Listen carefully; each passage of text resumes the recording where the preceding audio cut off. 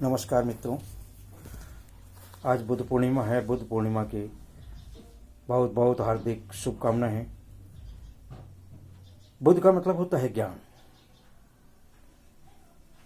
और मैंने नमो बुद्धाय किया। नमो बुद्धाय का मतलब मैं उन सब व्यक्तियों को शरण करता हूं जो ज्ञान के मार्ग पर चलते हैं। ज्ञान के मार्ग पर चलकर उन्होंने अपने दुखों से मुक्ति पाई, अपने असफलताओं पर विजय पाकर और विजय प्राप्त करी और सही रास्ते पर चले और उन्होंने दूसरों को मार्ग बताया। ऐसे व्यक्ति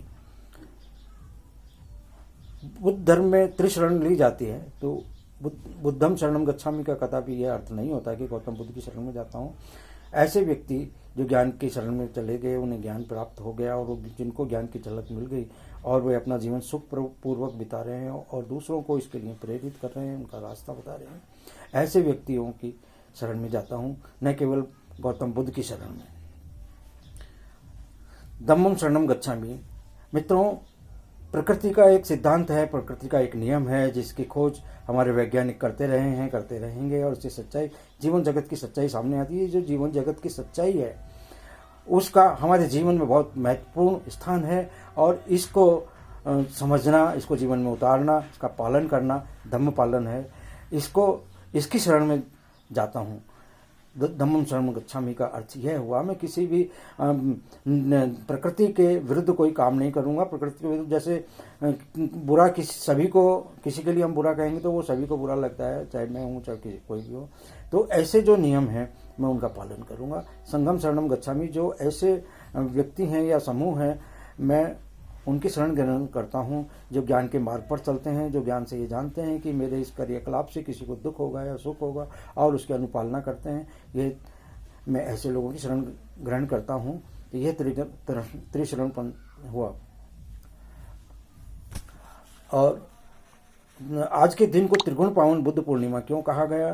तो मित्रों, भगवान बुद्ध का जन्म भी वैशाख पूर्णिमा के दिन हुआ था और इन्हें ज्ञान की प्राप्ति भी वैशाख पूर्णिमा के दिन हुई, और इनका जो महापरिनिर्वाण हुआ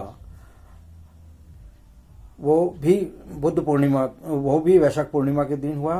तो ये तीनों में उनके जीवन के महत्वपूर्ण कार्य जिसके कारण बुद्ध जाने जा सके वैशाख पूर्णिमा के दिन हुए, इसलिए इसे वैशाख पूर्णिमा का नाम दिया गया।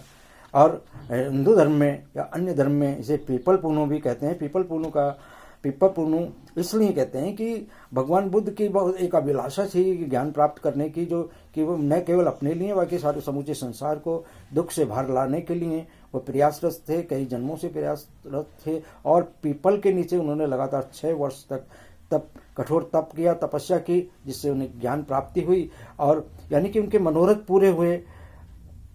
तो इसलिए इसको पीपल पूर्णो भी कहते हैं। आज इस पूर्णिमा के दिन हुए, इसलिए इसे पीपल पूर्णो कहते हैं।